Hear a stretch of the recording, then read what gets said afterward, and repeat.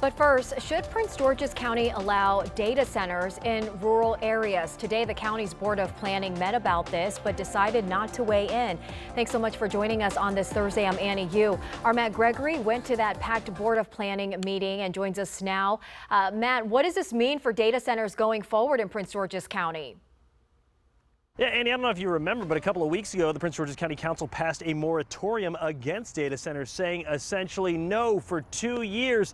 But there was still this little piece of legislation that back in June made its way to the planning board, talking about potentially putting data centers in rural residential areas, or at least further out away from those dense areas. And while the board decided today not necessarily to approve the plan, as in they didn't say yes, they also didn't give a resounding no.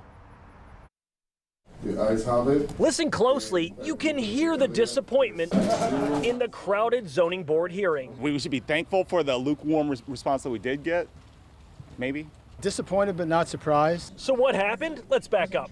In June, Councilmember Juanica Fisher sent a legislative draft of a change to county zoning. It could pave the way for data centers to be built on rural estate and agricultural residential zones. I am in opposition of all data centers. Today, the Prince George's County Planning Board gave a public hearing for the proposed change. I'm glad that this committee is here for us to oppose LDR 155. But now we have the threat of data centers in our agriculture and residential areas. Dozens of speakers opposed the change, including the Maryland National Capital Park and Planning Commission staff, which said in their report the change goes against the county council's recently imposed moratorium on data centers and long-term county plans. The department recommends the planning board adopt a findings of the staff report and oppose LDR 155-2026.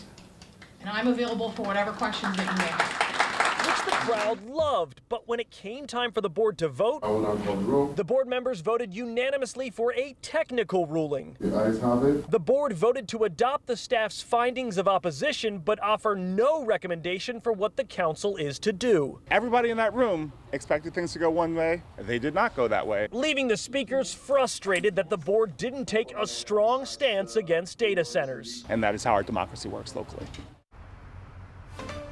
Yeah, now, so what will happen? Like we said before, there is a moratorium on these data centers, so this will go before the county council when they're in session next, but it's likely not to pass. It's likely to fall down by the wayside. I did reach out to Juanica Fisher, the council member who proposed this piece of legislation, to her office about, why put this forward. And she said, obviously, in a statement, I'm summing it up here, that there's a moratorium in place, but that moratorium will go away if the council is able to come to some sort of agreement on what regulation, standards, and zoning look like. And this was sort of an early attempt to take a look at what zoning could be for data centers, and she stressed that she would like to see those data centers, if they do come to the county, far, far away from the dense residential and transit areas. So that's kind of a look inside why this came up today, despite the moratorium being there.